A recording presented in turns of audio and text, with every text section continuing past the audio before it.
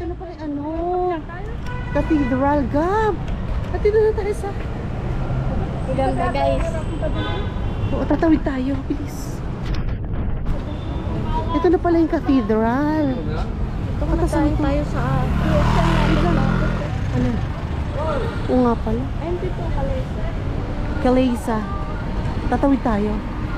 Ay, yun ba yung... Ano, pwede na ba tumawid? Wala naman traffic lang. Wait nga lang. Sabay tayo dyan. Si Kuyang Guardia Civil. Sabay punta tayo sa simbahan na yan. Oo nga, pupunta na muna tayo bago tayo sumakay ng Kalesa. Pero ito umahal. Binabagok naman. Ano simbahan ng Maynila yan? Oh, Cathedral. Manila Cathedral. Manila. Punta na yata tayo dyan, di ba? Dati pumunta na tayo dyan. Kasama natin si Papa.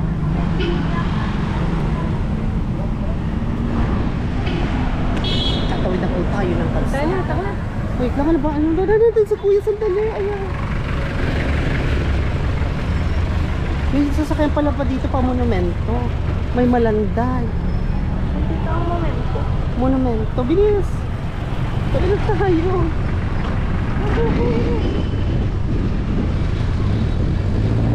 Walking around. Ito pala mga Kalesa, oh. Ito, thank you. Dito, saan po yan? Ano yung dito? Ano ko anong building yun ka? Ano? Ayan, pwede natin tingnan dyan, no? Paka-museum. Yun yung mga naliligo dito sa ano mo. Ito yun, oh. Ano yun? Tanong lang. Ayan, no? Ayuntamiento de Manila. Hindi ko alam kung ano yan. Paka-museum yun ka. Dito meron. Anong tayo? Tatang tayo. Gano'n yan. Magkano po sa Kalesa, kuya? Ay, 1,000 po Ha? 1 hour, sir. 1,000? Opo. Guided tour po yun, 1 hour. Kahit ilang ano yan? Ilang tao? To 6 passengers. Up to 6? Ah, up to 6 pala. Fix na yon na 1,000. 1 hour. Oh, paano kung tatlo lang? Ganun pa rin. Ah, Guided tour naman yun, sir. Kasamahan kayo, explain yung mga history. Kasama na yung picture. so yung driver ang yung kutsero. Opo. Ang supportion sa akin, 64 hectares po kasi sa loob niya. Ang last part of the world po. Mga ilang oras po yan? Isang oras po. Isang oras lang. Sa pwede din. Ay, medyo bahay ng Castilla, pinakamatandang simbahan, San Agustin Church, Tanya of Spain, and Japanese. Ano yung Bureau of... Treasury, Bureau of Treasury pala. Dating ayutamiento yun, sir. Ikot, sige po later. Dito na muna tayo umikot-ikot. Thank you po. Ano, tingnan natin yung loob. Ito, napasok tayo sa loob. Tingnan dito nga tayo. Pupunta tayo dito po. Ah, di na tayo Dito na. napunta? Sige, dito. Dito tayo. Dito tayo dumaan. Ay lang natin. Hindi lang. Papayag na tayo, 1,000. Ha? Okay lang yan. Ano, okay lang sa'yo? Okay lang yan. Para binabarat mo. Ganun talaga. Pares lang sila ng presyo, ga. Dito tayo. Ito, dyan yung naliligo ng mga bata. Nung huli tayo pumunta tayo dito, kuya, merong kasalan. Oo, may kinasal pala dito. Kaya di tayo maka... Ah, pwede dito kasalin. Dito Oo. lang tayo magpakasal sila mga. Eh, dito yung nakita natin sa TikTok yung sorbete. Sin? Yun yung masarap daw na ibang nakakaiba daw na ice cream dito. Pwede ba dito pumasok dito? Oo, ayan o. Sisilip tayo. Ba't may kinasal dito? Kaya ayan. Ay, yung mga turista. Ay, may kinasal din. May kinasal pa rin ba? Baka di tayo pwede pumasok. Ay, may kinasal. Mga nakab... Ayun nga sila papasok. Ah, di na? Ay na. Halika na, tita. Dito ba dito yung pinakamatagal na sila? Oo. Kasi, inano to eh. Ha? Inano to, Gab. Yung Ginita? mga Kastila pa. Dito try lang natin sorbete. Sorbito, sorbete sa tayo kanito. Hindi, try lang natin na naman. Thank you. Ang ganda. Nagkikitabay tayo. Pwede naman dito.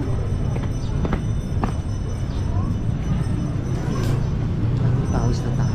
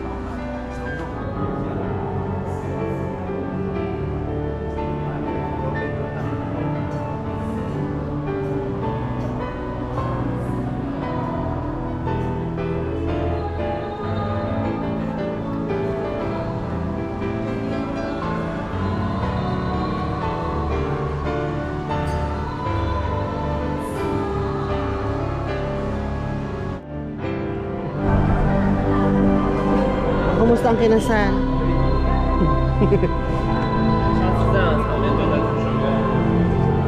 Ganda nung kinasal, no? Smile naman dyan. Punta kami dito, di kami Ano na tayo? Kalesa. O, Sorbetes. Ano tayo? Ang ganda talaga ng church. Asa na tayo mga mga ka-ibon.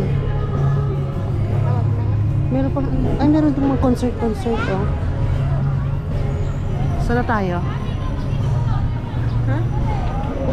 Doon, di ba po dito yung saka? Nasaan, ano, wala na yung mga kabayo. Dito nandun. Saan? Bakit dito sa... Doon? Ah, doon pa. Hindi dito dun sa... Kabila. Dun sa kanina nating pinasukan Ah. po. Ah, sorry po.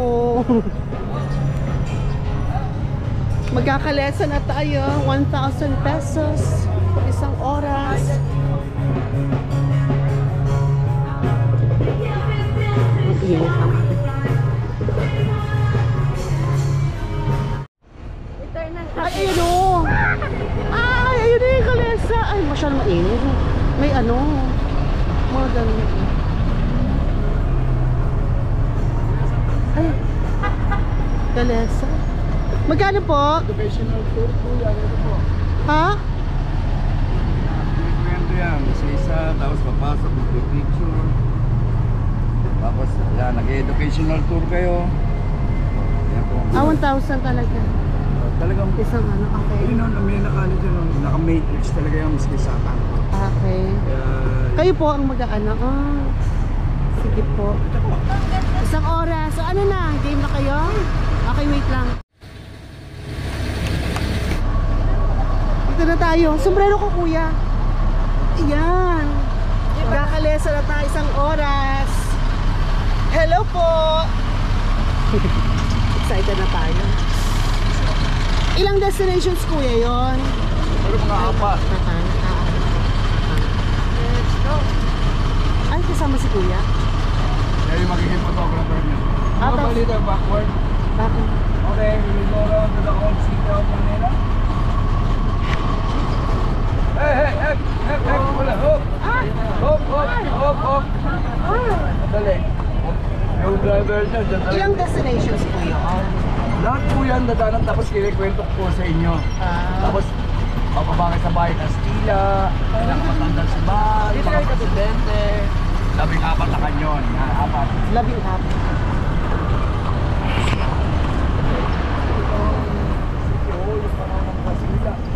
City Yung Hall. maganda yung white building na yan, tinayo po yan ng 1599. Nasira siya ng Second World War. Ngayon ni-renovate yan, yan po ang Bureau of Treasury natin ngayon. Replica po yan. Hindi ka pwede magtayo ng tayo rito ang maaari. Spanish architecture. Ito naman yung second oldest church, Manila Cathedral, 1581. Ang history niya, 8 beses siya nasira. Una nasunog, sumunod ang typhoon, mas madalas ang earthquake ng 16th to 18th century. Huli nasira yan ng Battle of Manila ng Second World War. Tinayo ulit yan noong 1953 hanggang 1958. Yung government ng Japan nag-donate ng 60,000 bags of cement. Ang Amerika, ang Kastila para matayo ang layo na. Matayo ang simbahan ng Manila Cathedral. Sinakop ito ng Kastila noong June 24, 1571 ni Miguel Lopez de Legazpi. Ang una natin independence sa Kastila ay June 12, 1898. Kaya nanirahan ng Kastila rito ng 333 years. Unang matake sa Intramuros mga Chinese pirates noong 1574. Halos masunog nila Intramuros. Gamit nila yung bow and arrow with fire. Yun ang grupo nila Limahong. Tapos mga British 1762 hanggang 1764, 2 taon. Ang American 1901, 48 years. Tapos ang Japanese noong 1942 hanggang 1945, 3 taon na nga po. Pero lahat dito nasira ng Second World War. Pinarenovate nila ito noong 1979, sabay nilang binabayan batas na PD 1616. Kung gusto nyo magtayo ng bahay o building, puro Spanish architecture na kaya Yan mga itsura niya. Ganito, wala pong pwedeng. Lahat lagi mag-aas ng permission. Ito yung isa sa mga hotel dati. Ang panahon ng Castilla. Yan sa kaliwa, yung Palacio del Sana. Yan sa mga colonial house. Ngayon yung warehouse ng Chinese. Warehouse ng Chinese pa. Ayun, yung may mga container truck. Kasi replica lang sila. Palacio. Ah, Yun ang Chinese Museum. Bahay Chinoy. Malalaman mo lahat ang history ng Chinese sa loob. Kasi ang unang immigrant sa Pilipinas ay ang mga Chinese. Noong 1400, nandito na ang mga Chinese. Kaya yung unang-unang Chinatown, nasa labas ng wall sa Puerta del Parian. Lumipat lang sila sa Binondo noong 1650. Hey!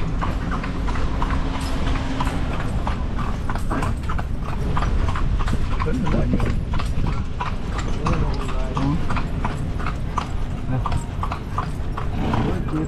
Dito. ano nga po yun? Ang church yun, San Agustin Church ba yun? Ah, pwede po ba dumaan siya? May ano? Hindi po. Ito po yung Memory of Manila 1945. Memory of Manila. Lahat po ng biktima ng panahon ng Aponja po lahat pinili. Ah, 100,000 po. 100,000 ang namasakay ng parang. Baka, bahay, kaya naka-implied sila lahat. Ito naman po ang San Ignacio noong 1878. Yan po Museo de Intramuros. Yan. Yan po itsura ng Ateneo dati. Yan po itsura. Yan po ang simbahan yung ginagawa. Yan po ang simbahan ng Tatlong Pari ng Borsa.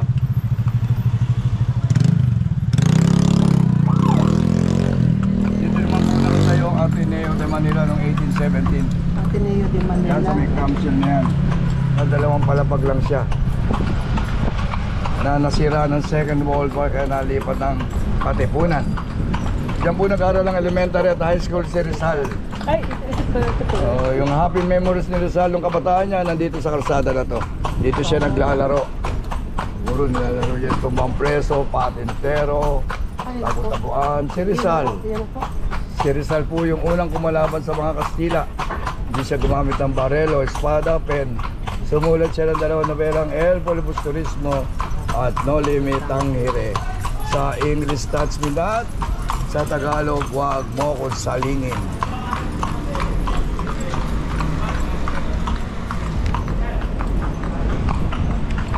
Punta natin yung bahay Kastila.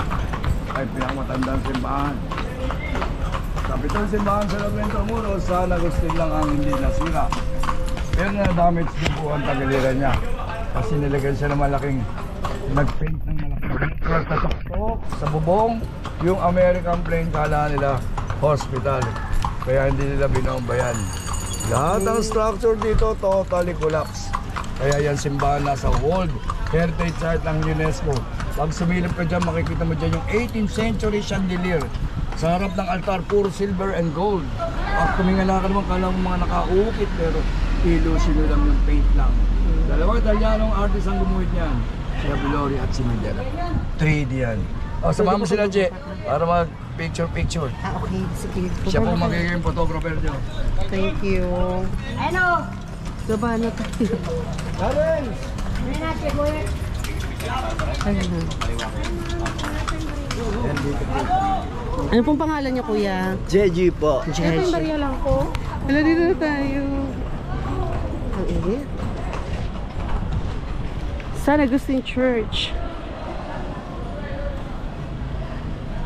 Panahon ng Kastila, sir, meron pong 7 simbahan, 6 na eskwelahan, yung government office, yung palace, yung aduana, yung customs, yung military camp at ang mga hospital. Nandito po lahat yun. Isa lang ang hindi nasira, yung San Agustin lang. Yung pintuan, 402 years old na po yan. Wow. Isa yung Molabe wood. Hardwood po yan. Yan. Kung mapapansin nyo sa pintuan, merong imahe ng Chinese kasi ang Chinese ay worker yung panahon ng Kastila. Ang mga Pilipino kung tawagin tayo dati ay Indio. Mga alipin. Pagka tumingala po kayo makikita nyo po yung parang kinerve, inukit. Pero painting lang po yan. Dalawang Italianong artist ang gumuhit po niyan, si Abelore at Midela. May 3D na tayo yung panahon ng Kastila. Yung 18th century chandelier sa tapat ng altar gawa sa silver and gold. At yung founder ng Intramuros, si Miguel Lopez de Legazpi, yung tomb niya nandoon sa left side ng altar.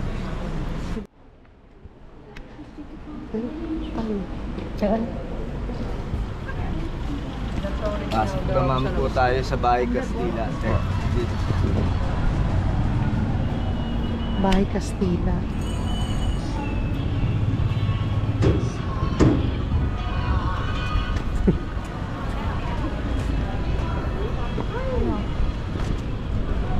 Unang Kastila. Siyam na mayayamang Kastila ang nakatira dati dito.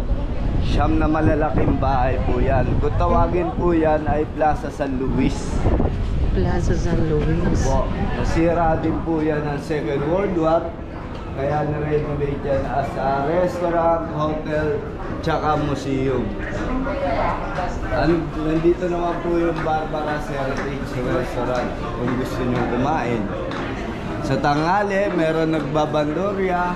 Sa gabi, meron yan yung nagpukultural show. Si Richard Gomez.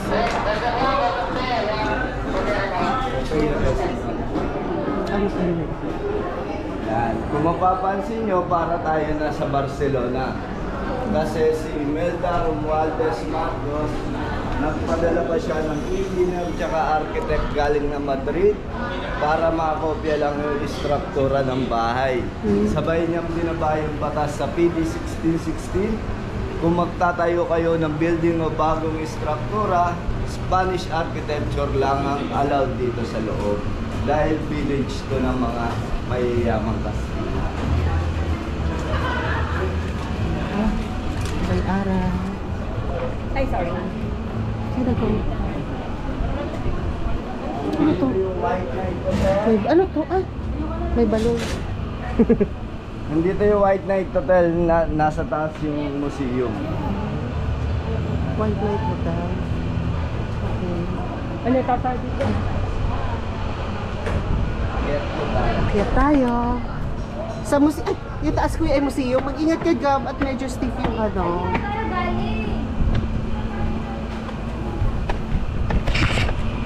tayo. Tignan mo yung mga batog, Gab. Very old na. Very old. Ancient. Ay! First Ito time kayo ko picture. Ay, Gab! May nagpipicture. Dito ka na muna sa kabila. Kayo muna.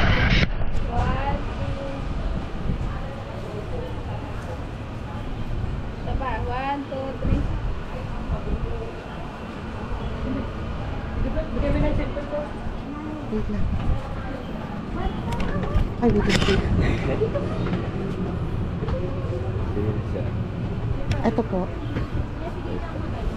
Halina natin to. Wow! Ito naman po yung Casa Manila Museum. Malalaman nyo yung, makikita nyo yung life, yung mga gamit ng mayayamang Kastila dyan. At malalaman nyo yung lifestyle ng mga Kastila. Yung living room, dining room, kitchen, lahat ng goods ng Spanish na preserve po dyan. At lahat po antique. Ay, sorry. Dito na tayo ka. Much better over there. Ay, magkano entrance dyan, kuya? 75 po. Okay. Next time na lang tayo. Ano? Nasa baba po yung ticket. Hanggang ano oras po bukas yan, kuya? Hanggang 4:30 po yan. Nang hapon lang? Opo. Ah, okay. Anong oras ano? Mga 9 to 4:30. Ano yan? Tuesday to Saturday lang? Hanggang linggo po. Ah, Saturday hanggang Sunday. Saturday hanggang Sunday. Ay, Tuesday hanggang hanggang Sunday.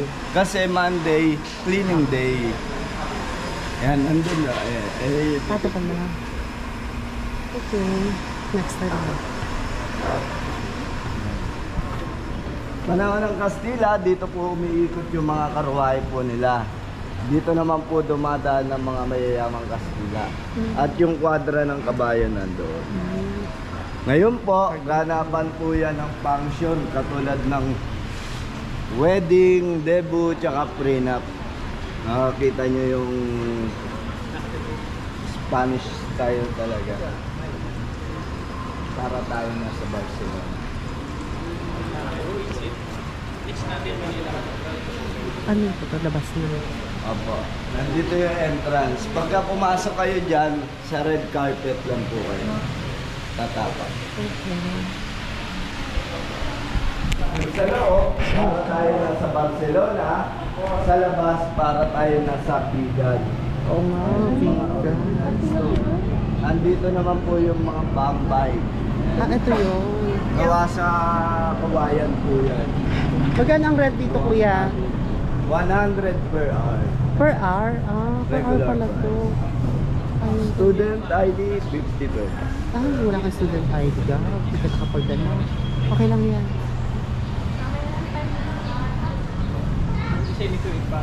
Pwede na pala yung gato. Akin na lang yung city yung mga Ang ganda, para tayo nasa, parang talaga ng mga natin sakay na ulit tayo sa ating kalesa. Tiyada. New generation po yan. Jeepney tela po. Jeepney tela. Yes.